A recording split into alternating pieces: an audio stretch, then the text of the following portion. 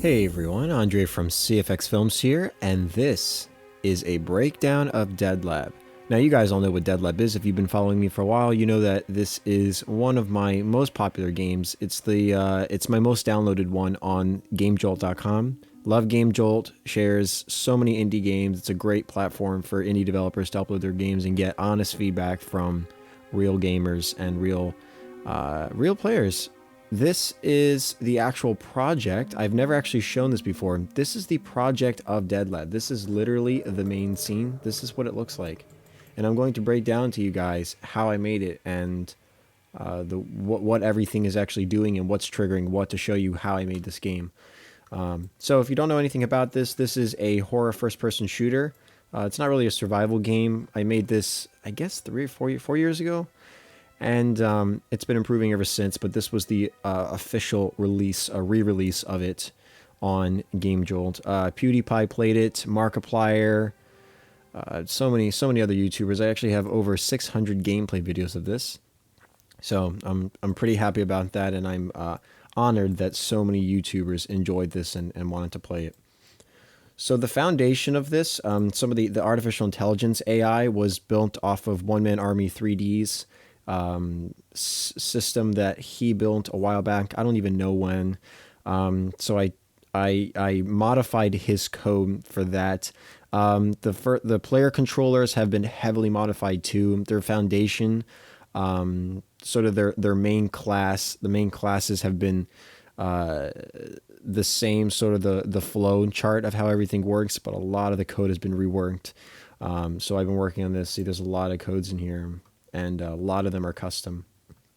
So I worked with, I don't, actually, let me go to the credits. I don't even know. I think my friend Brandon Romald, who lives in Rhode Island, he's a composer. His brother was a programmer. Yeah, there he is. So this is his brother. These are the programmers that actually worked on the game. This is me. This is my cousin, who works in New York.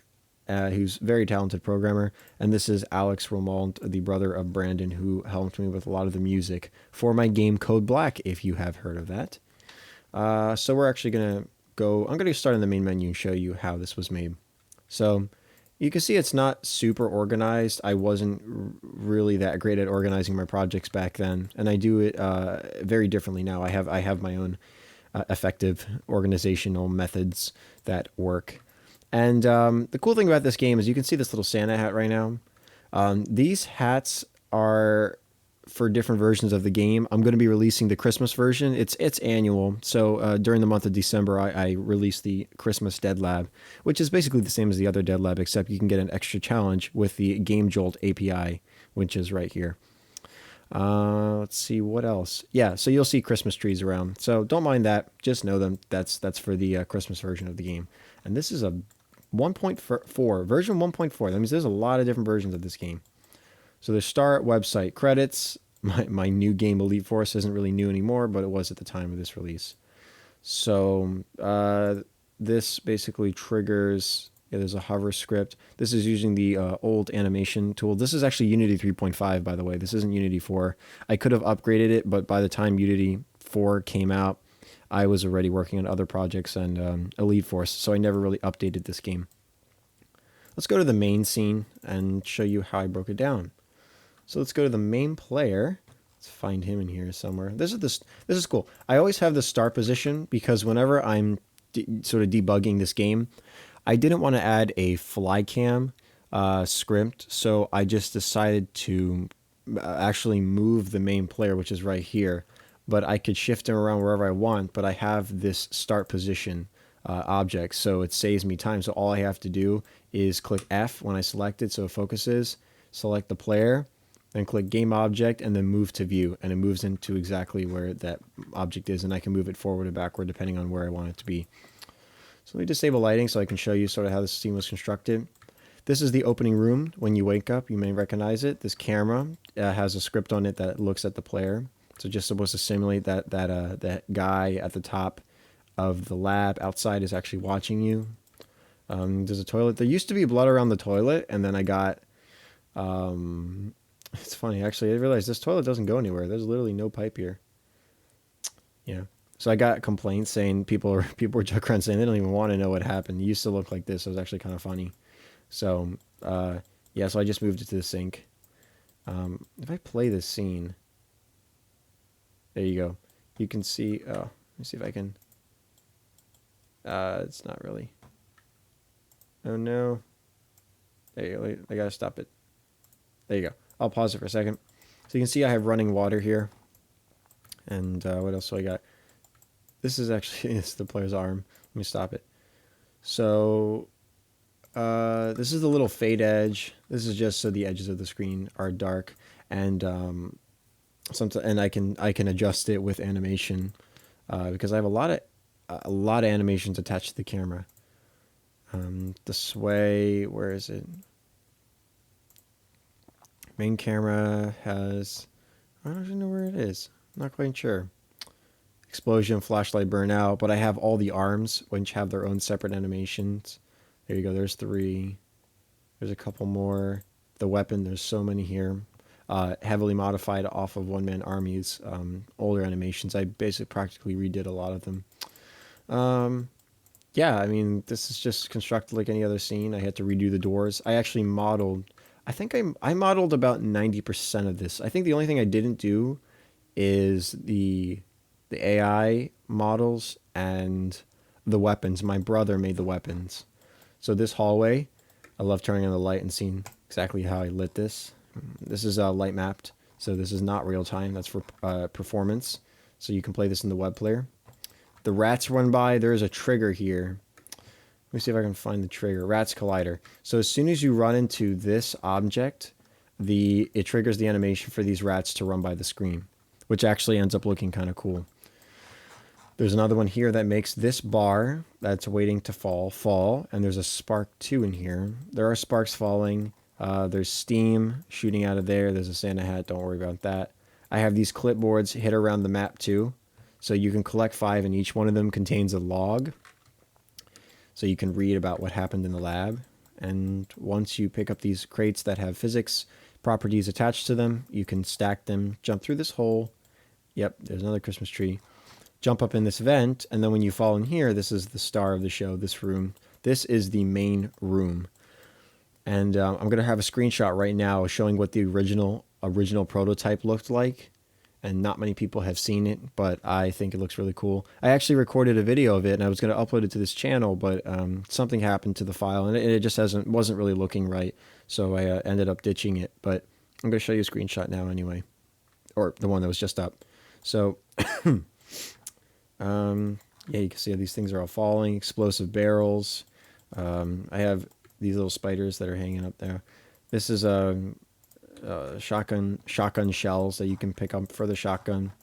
And I was actually really proud of this environment. I actually spent a long time modeling it. I put a lot of work into this. See, this is just a fake hallway, but it's kind of cool because those bloody steps are there. If you can see the bloody steps going into the light and out of the light. I love the game Fear. The original Fear was really good. It wasn't very scary, but it was really, really fun. So I had a lot of inspiration for this once I went back. I made this before I played Fear. So once I played Fear, I went back and added these bloody footsteps and just blood stains everywhere, which really made a difference. So this wall is destructible. And once it's destroyed, you can walk in here. There's 2 spiders waiting for you. And you can go up these steps, and that's another way to get it to the top floor. So there's actually 2 ways to get to the top. And there's a collider here that makes this board fall. There are sound effects. And you can see how everything's sort of unified here. Everything is in reach, and you can see everything at once. And that was a technical challenge because what ends up happening is I broke up the game into chunks and levels.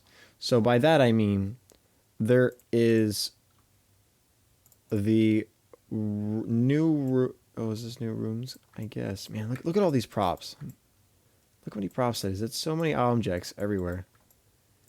I love doing that with game development. You can actually see how everything's set in scene. You see how the artist actually created the levels. I always found that so fascinating. See, there's the rats. There's the room. This is honestly, this shows you exactly how the game is made. Not every developer really gets to show this, so I'm glad that I get to show you how I actually made it. I really like this. So much fun. Very cool. I guess I can't really find the exact objects. Yeah, there it is. Okay, so what I did was I disabled the lights. The lights, there's certain lights that are actually rendering in real time. So what I had to do was once you get into this main room, these lights actually disable. So it's basically a poor man's occlusion culling. So if you know anything about occlusion culling in Unity 4 and Unity 5, it basically disables whatever is not in your camera's perspective. So I decided to sort of cheat that effect by making them disable when you leave the room, so then the game is not rendering anything outside of that view, so you get the maximum frame rate. This proved very successful in making the web player version actually run really well, and I'm actually really happy with the results. So, yep, glorious texturing. Always had some issues with the texture in the FBX files, because I made everything in Maya. All these models, everything here was made in Maya. But UV mapping, man, UV mapping is so time consuming. Let's see what else. You got the room with the zombies at the end. All these jump scares, this floor falls. It's not so much of a jump scare once you know it's there. There's all that's actually triggering it. I think there's actually, let me see if I can find the trigger. Trigger zombie scare. Oh yeah. In the very beginning, if you walk up to this door, two zombies appear and scream. That was a lot of fun. There's a spark collider. Invisible. I don't actually know. Falling floor collider. There it is. Once you run into this, the floor falls. So this is the room that you see, and you try to get into it, but you can't actually get into the room. So there's this wall here. This is not actually a full room. So there's a collider here just in case if the player actually glitched it. So I made this invisible wall. You cannot actually walk in here, but you have this platform, which actually that shouldn't even be there. I should have just deleted it.